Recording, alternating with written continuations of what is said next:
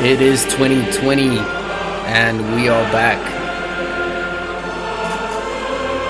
From my side, may this year be prosperous and successful, and from wherever you're listening this, may it be positive and excited for the new year. Thank you for tuning in. Let's get right to it.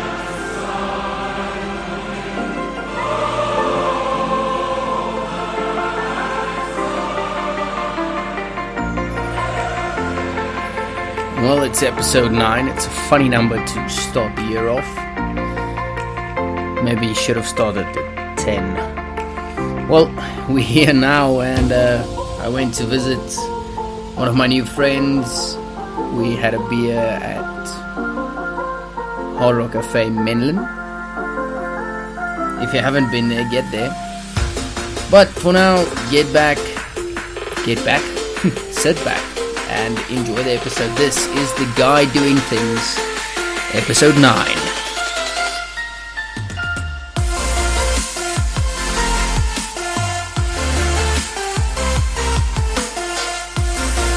Happy New Year!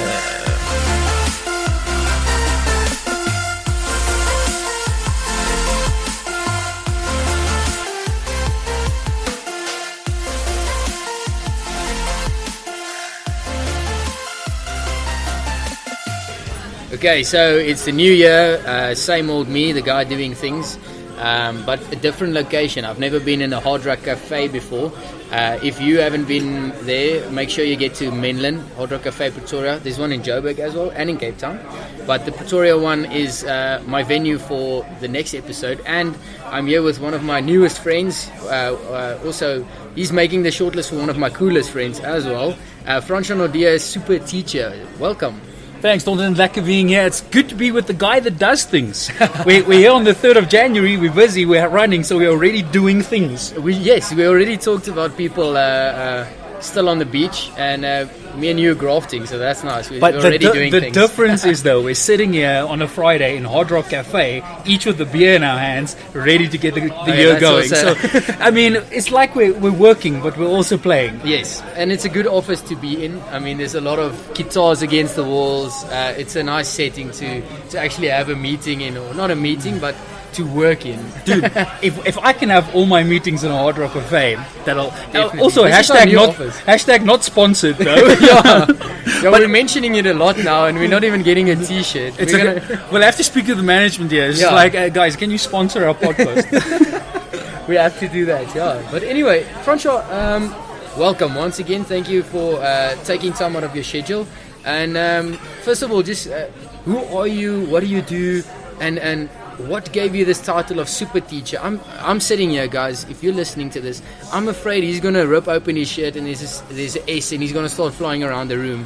That's what I'm fearing at the moment. It's okay. I won't do that. But my undies, I do have superhero undies. It's luckily not over my jean. Yeah, it's tucked away, but I'm not going to show you that. But no, thanks, man. It's awesome being on a podcast like this. I gave myself the title super teacher, and I know that's so arrogant. I always preface when I do my public talks and stuff like that. I always say, "Hi, my name is Francois Nordia, and I'm a super teacher." And I know how arrogant that sounds. You're confident in your abilities. That's it. That's what I think. But what it comes down to, in 2012, I won the National Teachers Award for secondary school teaching. Awesome. And directly after that, one of my lecturers at university asked me, can't I come and do a motivational talk for the first year teachers, first year student teachers? And I thought, yes, how am I going to really motivate first year B.Ed students? And I sat there the night before this whole presentation, and I did the typical teacher thing. Yeah. I rocked out PowerPoint, and I started making PowerPoint slides. That's a good one. Yes. And I went through this and did the typical top 10 things teachers need to do, and the thing that slides in and the one that fades all in of the animations and stuff yes. like, because that's what teachers do. Yeah. And as I was preparing and I went through this PowerPoint presentation, I got bored with it myself. Okay. I'm like, nah, I can't be pitching this to 19-year-olds, 20-year-olds, talking about motivating them about teaching and doing it in the same old way that teachers do it. And I thought, how can I frame teaching that it's exciting and relevant to these first-year students? Yeah. And at that time, this was 2012, 2013, and the Marvel Cinematic Universe really started like gaining traction. Yes. And all of these superhero movies were everywhere. And I'm like, you know what? Teachers are actually superheroes, or at least they're supposed to be superheroes. Yes. Each teacher has got their unique superpower. Yeah.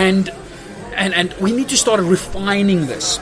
So I developed this talk of mine around what it is that we need, because education in our country is in a crisis. It's now in a crisis. In 2012, when I started this, it's in a crisis, and I decided, you know what solves crisis, or what solves a crisis? And like, if you think about it in these comic book styles and the superhero movie styles, like superheroes, their main job is to sort out a crisis. Yes. And how do they do it? They've got specific superpowers, but they know their strengths. Yeah. But then, luckily, the Avengers start coming out, where the superheroes started working together. Yeah. Each one with a unique superpower, in collaboration with each other, in cooperation with each other, they can form a much tighter unit. Yeah.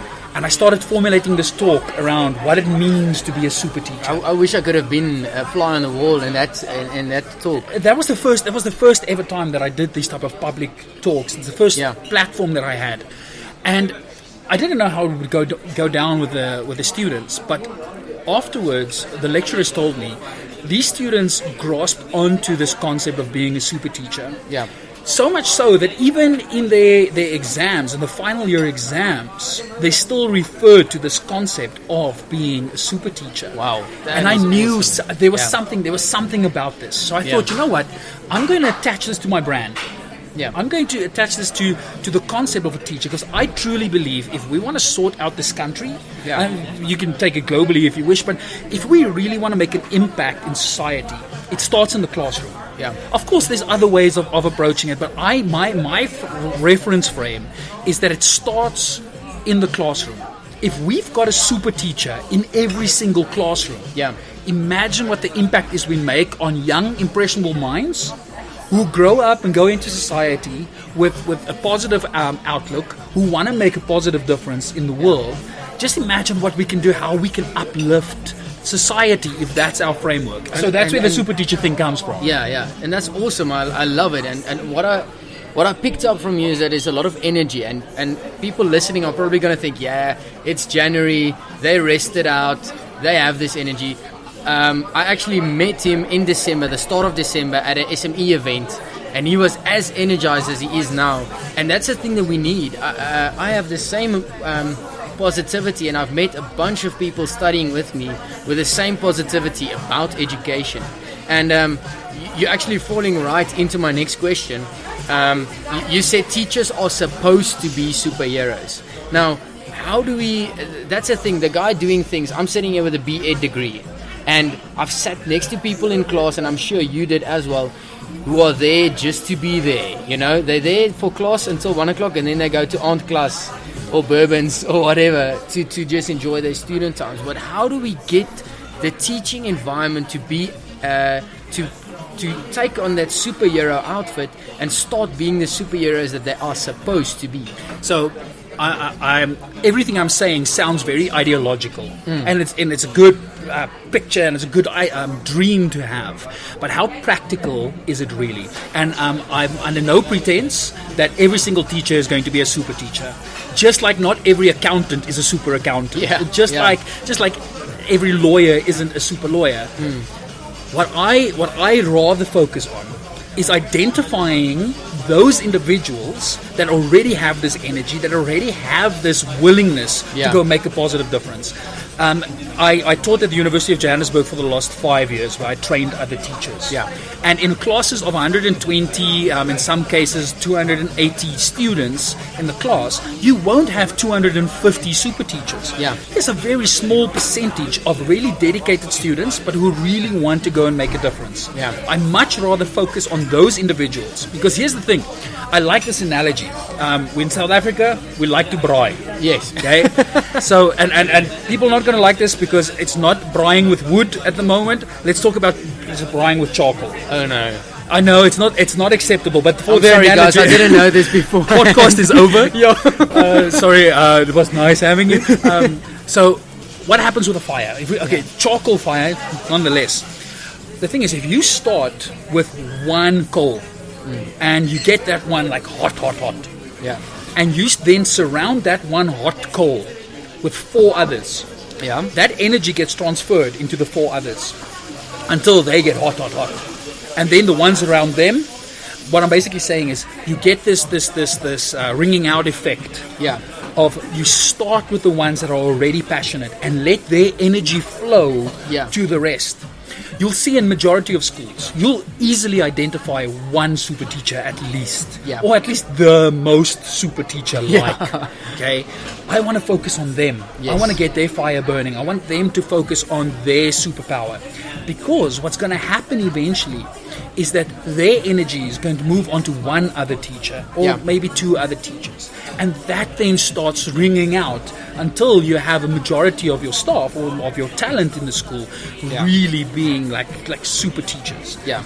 But unfortunately, one of the things that I find is teachers get demotivated very quickly. Yeah. There's a lot of issues. There's a major crisis. All of the admin we have to do, the big classes, the ill discipline, all of that takes away our energy. Yeah. It's keeping that energy going. That's the challenge. Yeah. Super teachers are easily influenced by the negativity around them. I mean, we're all human. That's our kryptonite, if you wish. If we can extend the metaphor. The superhero metaphor. So basically, what I'm doing is I'm creating a social media community of super teachers, people who are like-minded, who get to interact with each other, that can motivate each other. At the end of the day, I don't want to be the super teacher. I want to be a super teacher. Yes. Surrounded by other super teachers. And get this whole League of Legends going. Exactly. Yeah. And that leads exactly to my next question. And I don't want to hammer on the negativity. I love the positivity that we're sharing. And me just starting out my educational journey, we do have these questions because we go into a school, we're doing student teacher practicals, and you go into a classroom where teachers tell you, this is just how it is. You just work, you just do this, and you get paid peanuts, and that's what it is. You get 4 holidays a year, whatever. Yeah, it's a half-day job, and it's basically like babysitting. And that's not what I imagine about education. But being a super teacher, you also understand that the difficulty of the job, the task, is immense. So my next question is, with regards to our educational system, the official structure of it. I spoke to someone a few weeks ago, and she has her own school, and I asked her, how do you cope with the current curriculum that we have, like the infrastructure for education? And let's be honest, the infrastructure for our educators is not that creative or super-ish, if I can call it that. How can you work outside that infrastructure to remain super and to still touch the lives of the children that you're educating, although you sit with something like CAPS? Not that I have anything against CAPS, but let's be honest, it's not necessarily addressing the issues we are facing in the 21st century. Look, I've got a lot against CAPS. I've got a lot against a lot of curriculum. No, let's be honest about it. No, I'm kidding. No, well, even without the beer, it is such a constraining curriculum. Yes. The challenge with the curriculum we have, it's like filled with content. A lot of the content is irrelevant. We're not focusing on skills. We're not that much focused on values. Yes. So a teacher has, unfortunately, that's our job. We have to work within this framework. Yeah. We've got this one thing. You should be an agent of change, but you have to work within a framework, and those two things work against each other. So I call it the art of teaching. Okay. Like, if you get that balance right, if you can find the relevance of the content, and you can frame your content and your lessons in such a way within the constraints of the curriculum, that makes you a super teacher. Yes. Now, we can advocate for change in the curriculum, and a lot of teachers are doing that. A lot of the unions are doing that. The government is doing that. That's fine. We can sit around and cry about the curriculum all we want. That's what we have. Yes, we have to work with it. Let's work with the curriculum that we have. But every teacher, you're the boss of your classroom. Yeah. You are in charge of your lessons. You are in charge of the way in which you present it. Yes, there are challenges. The curriculum is full. We have to cover the content and. But find those little moments where you can deviate from, I don't want to say deviate, but where you can utilize your content in such a way. What works well is integration of content. Yes. If you want to teach your subject in a silo, that's not how the real world works. Everything is integrated. Go find those touch points within the different subjects and within life in general and make it relevant. To give you an idea, I do workshops with teachers, and during these workshops I often ask them, tell me about like the major challenges you have with education. What do you think is the major issue in education? Yeah. And guaranteed in the top 3, they would mention ill discipline of kids, like challenges with discipline. I do the same type of workshops with kids. Yeah. And I ask them the same question, like, what's your major challenges with education? And then their response is in the top 3 normally, it is the irrelevance of the content. Yes. And I think those two things go hand in hand. The one leads to the other. If the child sits in the classroom and they don't find any relevance in the content, it leads to discipline problems. Yeah. So when teachers address this relevance issue, in the same vein, they're also addressing the ill discipline. Okay, that's an awesome piece of advice, and I actually experimented with this. I did business studies, and I told the children to create their own businesses, and by letting them be creative within a context of creating a business plan. Now I'm telling them, I'm not going through the content telling them, okay, this is ABC company and you need to create a business plan. I'm telling them to create their own one. It allows them to unlock the creative process within the contents of CAPS that we were given. Speaking of that, there's one other thing that I want to ask you before we go, how we can get involved in what you're doing, how we can get involved in your projects. If there are any schools or people involved in schools, how can they get involved with you? But before I get there, me as a young teacher, startup teacher, teaching lessons that I find creative, the kids find creative, and afterwards the mentor teacher goes, you won't keep that up, eh? That is a very creative slide. But you don't have time for slides because it's admin, and then afterwards you have rugby practice. I mean, I'm doing the accent. I don't know why. No, it comes from your specific framework. I'm not mentioning names. Yeah, it's a good stereotype that you showed. Yeah. So for young teachers, for young individuals being out there, we know that we can have an impact. But how do we stop being impacted by older teachers when we enter into a school? We're young teachers, we're just starting out our new jobs, we're painting our classrooms creatively, and someone comes in and telling us, no, you can't do with that many posters, the people are going to be distracted. How do you deal with that type of pulling down of creativity, or the extracting of our creativity? Because if we don't continue with that, we'll just fall into the same trap that they did, and in 40 years we'll be that teacher saying, this hologram is very creative, but you won't keep it up. Yeah. So I believe in practical optimism. Yeah. So yes, the innovative young teachers just coming into the practice, who are really energized and energetic, and they really want to make a positive difference, that's great. That energy we need to try and keep. Yeah. But we should also really value the experience of practicing teachers. Yes. We should find the balance between that. Often your I want to say your mediocre teacher, mediocre mentor teacher is often intimidated by this energy of the young. We don't want to be replaced. Yeah. Okay. So so that there's this conflict already. Now the young teacher really wants to make a difference, and they want to look up to, let's say, a more experienced teacher. Yeah. We need to find that balance. There is truths. There's practicality in what these teachers say. They've gone through the ropes and they've seen what works and what doesn't work. Yeah. Okay. But then also our more experienced teachers should learn from the energy of our younger teachers. Yeah. And there's a balance. Exactly. I call it's reciprocal learning. Yeah, like your university students come with, hopefully, they come with the latest research, they come with latest theories, and they want to implement it practically. Yeah. That we can learn as practicing teachers, learn from the students. The students coming in can learn from the pedagogies, can learn from the best practice of practicing teachers. So we need to find that balance in learning from each other. Awesome. Thank you so much. And so how do we get involved with the super teacher? How do we get more super teachers? How do we unlock that? I mean, between me and you, I have a little bit of contact in Pretoria. You have Joburg. How do we start this fire? How do we start this briquette fire? So there's a lot of negativity around education. Yeah. You don't have to look far to find negative news about education. I can promise you, when the results are released now on the 7th of January, next week Tuesday, there's going to be a lot of negativity around it. Yeah. We can just look at all the violence in schools. We can name all the negativity. And you know what? That's fine. That's how the news cycle works. Yeah. Positivity doesn't sell. That's why we don't see positivity in mainstream media. But we can make that difference. My first port of call that I ask teachers to do: use your social media platforms to showcase the positivity of education. Yeah. That's how we're going to change the narrative. In each and every classroom, there are more positives happening on a daily basis than the negatives. Absolutely. But people easily jump onto the bandwagon of the negatives.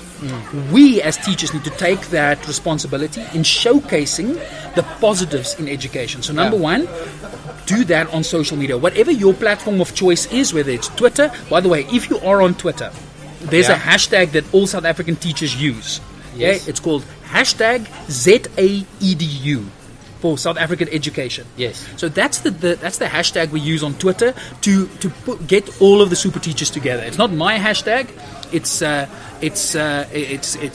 community of teachers in South Africa. You can also use it on Facebook. There is another community called Lindsay is going to kill me. Lindsay, if you hear this, I'm sorry, I can't remember the community name. But I think when we post the podcast, we'll post all the links, all the hashtags. We'll find it. But awesome. So on your platform of choice, just start getting involved in communities. On Facebook already, there's so many teacher groups now. It's become quite tedious in many of these teacher groups. But let's start sharing the positivity on all of these groups. Your Instagram, on TikTok. I mean, I'm in America especially. I'm seeing this community of TikTokers, teachers who start showing, like just having fun on TikTok with the teaching. Awesome. I mean, that's so much fun. I started TikToking now. What was it? Two months ago. It's so much fun. It really is a lot of fun. Awesome. But whatever your social media platform of choice is, start posting there and start getting involved with the community. Now, if you'd like to follow me, #plug, okay, just plug my platforms. You can either search Francois Nordea or you can search Super Teacher, and you'll find me on any one of the platforms. And there, I share a lot of the community stuff. I share a lot of my thoughts on those social media platforms. But the more we start doing it, the more we get this message. Start spreading the good news. Okay, so for the social media awareness campaign, Francois and I decided to launch a hashtag. Now, I haven't actually got to a name yet, and I want to do it live because that's how we're going to brainstorm. My idea is #positivity challenge. So is that a good one? I think that's very generic. Okay, positivity challenge. Let's call it #positive teacher. Okay, cool. So #positive teacher. I that's a good one. And share funny videos, funny posts, or cool posts, like exciting posts with regard to that. And let's start a wave with this. Francois, thank you for starting the wave, and thank you for being on my podcast to continue this wave. And all of the best for the new year. And may we as super teachers come back in, say, a few months or a few years and listen to this again and say, wow, look at what we've done. And all the best for your company, and may this project that you're packing on may be truly fruitful. Thank you very much. Awesome being on the podcast with you, and I'm looking forward to seeing all of the teachers' contribution following this podcast. Awesome.